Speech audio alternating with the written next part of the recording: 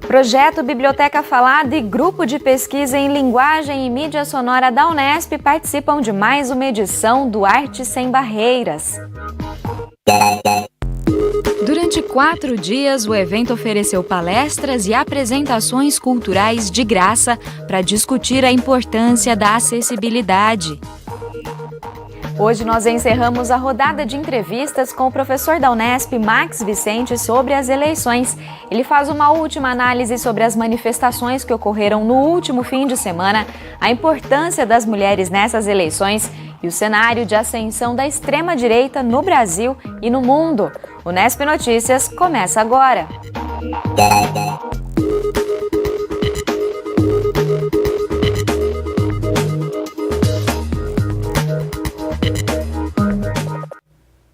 Boa noite. Durante esta semana, a Secretaria Municipal de Cultura de Bauru, em parceria com a Secretaria Municipal de Educação e a Unesp, organizaram a 24ª edição do Arte Sem Barreiras. Foram 4 dias de palestras e apresentações culturais gratuitas que discutiram a promoção da acessibilidade. Ontem, o projeto Biblioteca Falada e o Grupo de Pesquisa em Linguagem e Mídia Sonora da Unesp proporcionaram uma manhã de conhecimento aos participantes que foram ao Teatro Municipal. Quando se fala em acessibilidade, as pessoas com deficiência sabem muito bem o quanto as dificuldades fazem parte do dia a dia delas. Ainda bem que em algumas áreas, as chamadas tecnologias assistivas estão em pleno avanço. Foi exatamente esse o tema abordado por 2 palestrantes ontem, no Teatro Municipal. Membros do LaraTech, o Centro de Tecnologia Assistiva da Associação Brasileira de Assistência à Pessoa com Deficiência Visual, eles mostraram a evolução dessas ferramentas a partir da Segunda Guerra Mundial. São dispositivos que facilitam o acesso a informações visuais, táteis e sonoras pelas pessoas cegas.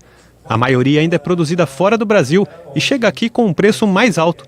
Mas a situação pode mudar nos próximos anos. Na Laramara, onde o LaraTech se encontra, um departamento de tecnologia assistiva dentro da Laramara, nós temos colaborações com diversas universidades que nos procuram, para testar protótipos de novos produtos e novas ideias.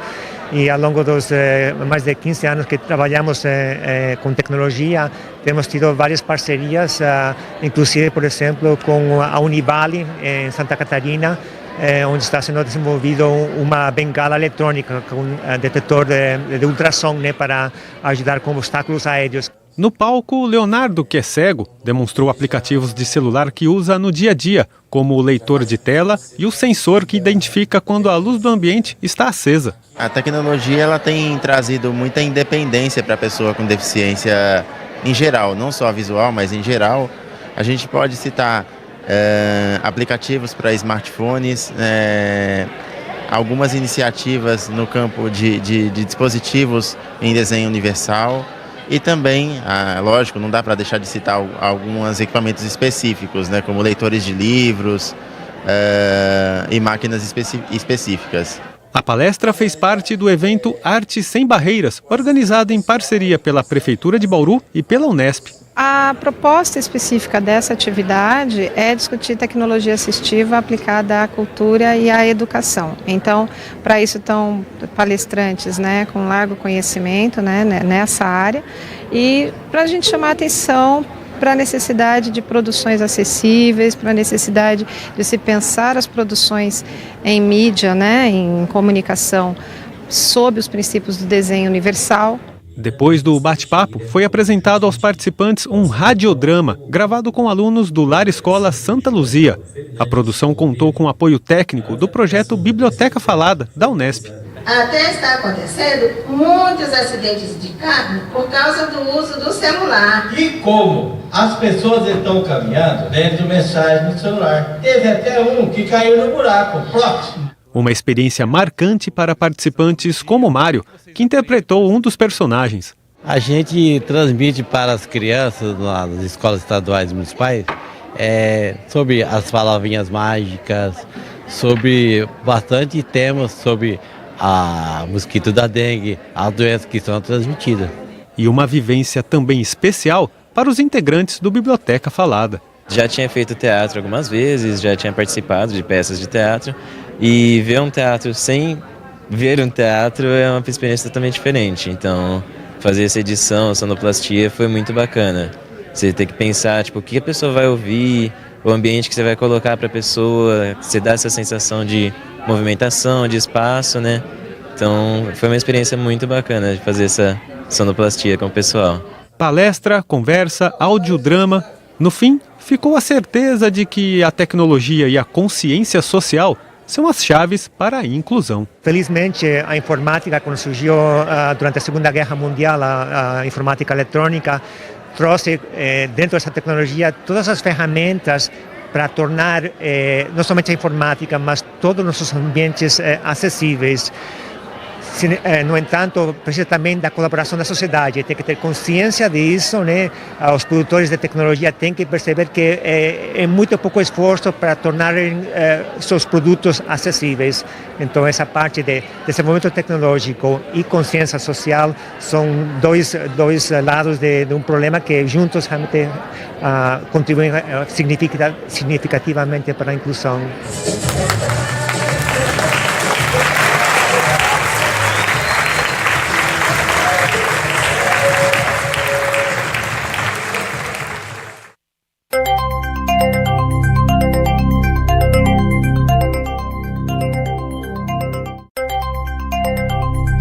Sexta-feira vai ter predomínio de sol com céu parcialmente nublado na maior parte do estado de São Paulo, mas no decorrer da tarde estão previstas pancadas isoladas, inclusive para a região de Bauru. Neste momento, a umidade do ar está em 60% e os ventos são de 5 km por hora. A temperatura hoje variou entre 19 e 31 graus. Para amanhã, mínima de 18 e máxima de 28 graus. No próximo domingo, o Brasil vai às urnas para eleger o novo presidente do país. Em meio a manifestações, discursos acalorados e muitas incertezas sobre o futuro nacional, a votação deste ano é tratada por especialistas como um dos momentos mais importantes da recente história democrática do Brasil. Para falar sobre isso, nós recebemos mais uma vez aqui no estúdio o cientista político e professor da Unesp, Max Vicente. Max, muito obrigada mais uma vez. É um prazer imenso sempre estar aqui. Max, no último fim de semana nós tivemos várias manifestações contra e a favor do candidato que no momento lidera, né, as pesquisas, né, que apontam a corrida eleitoral. Como você avalia o impacto dessas manifestações sobre essa reta final da campanha? Bem, eu creio que dentro do que é um espírito democrático, não é, das pessoas poderem participar, é desejável que tenha esse tipo de manifestações, inclusive mais, porque é uma forma que você tem de externar teu posicionamento, teu ponto de vista. Foi extremamente válido porque, teoricamente, aquilo que se suspeitava que existia, não é, que era o voto feminino que poderia decidir ou não decidir, se tornou público. Salvo engano, não me lembro de nenhuma manifestação na história do nosso país, tanto a favor como contra, de o voto feminino ou a mulher tomar a liderança dentro desse processo. Ora, se nós pensamos que a maioria da população do Brasil é mulher, são mulheres, né? Evidentemente que essas manifestações elas são vamos dizer assim, um ícone na trajetória política do país. Não é? Ou seja, se tenta de alguma forma superar toda essa trajetória nossa do patriarcado, do homem controlar, de achar que política não é para todo mundo, não é? E se discutiu isso nas ruas. Isso implica dizer que quem era a favor se manifestou e quem era contra também externou. Isso é muito válido, não é? Muito válido. Claro, um provoca reação no outro, é um processo dialético imediato. Se eu sou a favor e saio na rua, o contrário vai fazer o mesmo, ou tentar fazer o mesmo, regimentar as forças dele para poder contrarrestar o impacto daquele que criticou o posicionamento dele. Falando mais especificamente, né, da postura das mulheres, você acredita que o papel delas no processo político brasileiro, ele tende a se fortalecer de agora em diante? Eu diria que é o meu desejo profundo, né? que isso aconteça, né? Porque quem estuda um pouco a história percebe, não é, quanto custou o voto feminino no nosso país, né? O quanto que se demorou. E o que mais grave de tudo é que o contingente populacional de mulheres é maior do que o homem, né? E para o mercado não há distinção entre homem e mulher, é setor produtivo. Portanto, tanto contribui o homem como contribui a mulher no crescimento do país. Se isso é verdade, chegou a hora da mulher ter uma representatividade muito maior, até para a gente poder sair desses rankings internacionais que nos colocam num lugar inferior a países que nós consideramos que são menores, que têm mais problemas do que o nosso, em termos do que é participação da mulher.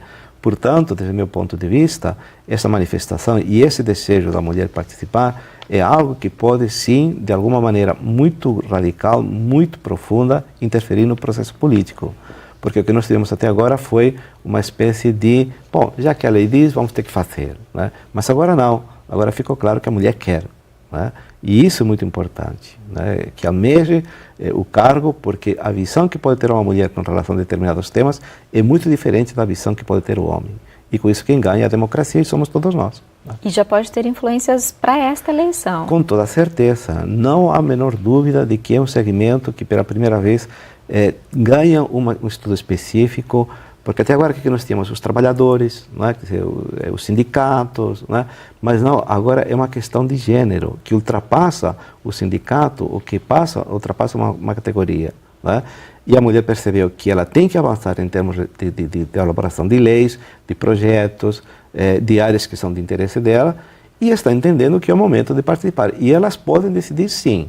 Particularmente, não acredito nas pesquisas que estão sendo publicadas ultimamente, não é? Porque tenta, de alguma forma, encobrir o que de fato aconteceu domingo. Né? Ou seja, as pessoas que foram na rua eram um número muito significativo. Né? Esse número significativo não aparece nas pesquisas, portanto, é fundamental que se comece a duvidar da validade dessas pesquisas, que não tem por trás uma intenção não tão clara como que a gente pode pensar, não é? Não tira a validade da pesquisa, mas tenho dúvidas de que ela pode estar direcionada, porque essas pesquisas não nos falam se são homens ou mulheres que foram entrevistados. Né? Então, portanto, muita atenção com essa pesquisa e muita atenção para não se deixar influenciar pelo voto dessa pesquisa, não é? Que seria o chamado voto útil. E professor, falando de uma forma geral das manifestações, você acredita que elas podem ter mudado a relação do brasileiro com a política? A um ponto radical eu diria que não, né, Leire? Mas por outro lado, o que está muito claro dentro deste processo eleitoral é que o voto é importante, não é? Participar é importante e é decisivo, não é? E é decisivo. Eu não sei se para bem ou para o mal, o fato de nós termos esse processo tão curto e que não deu tempo de você conhecer, de nós podemos conhecer propostas dos candidatos, por outro lado, nos obrigou muito rapidamente a tomar uma decisão. E eu penso que só depois desse processo eleitoral é que as pessoas vão começar a refletir naquilo que foi feito. Né? Infelizmente, não dá para fazer o processo contrário, né, Leire? Exatamente. De pensar primeiro nas consequências. E depois que você vota, que você vê as consequências. É uma aprendizagem, né? De tal forma que eu vejo que sim, que é um momento muito tenso, muito difícil, mas por outro lado extremamente democrático. Professor, agora a gente vê, né, que essa ascensão de grupos de extrema direita, ela não vem ocorrendo só aqui no Brasil, sim, né? É um fenômeno mundial. Qual que é o impacto dele para os próximos anos? De cara eu diria o seguinte, né, que esses grupos eles detestam a democracia. Né? Para essa democracia não serve, porque a democracia implica pluralidade e o princípio deles é não aceitar a pluralidade, a diversidade, a alteridade, ter pessoas que pensam diferentes, que têm direitos tantos quanto eles. Não é? Esse discurso é muito perigoso, nasce na Europa, diga-se de passagem, não é que nós criamos, não. O que nós temos na América Latina como um todo são reflexos desses grupos, não é? Que nascem na Europa por conta do problema da imigração, da crise econômica deles, surgem esses grupos autoritários e nós tentamos imitar, mas de um lado mais conservador, que é o que nos interessa, do lado do patriarcado. Não é? Quer dizer, revigorar posicionamentos, posturas que não condizem em absoluto com o processo democrático.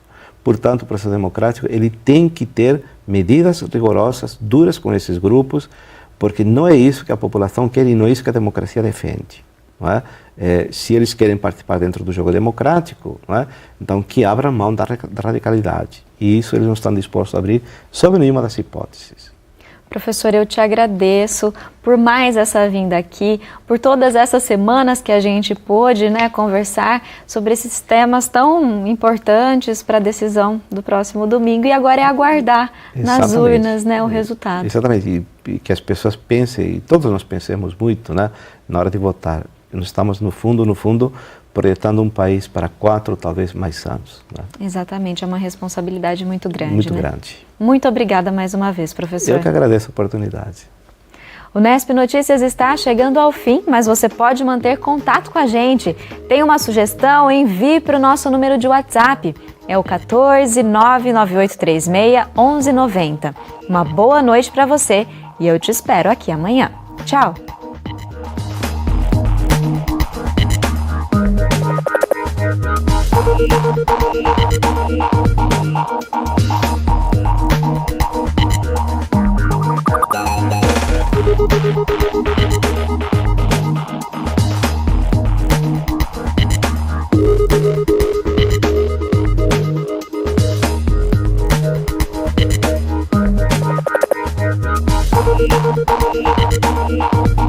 Thank you.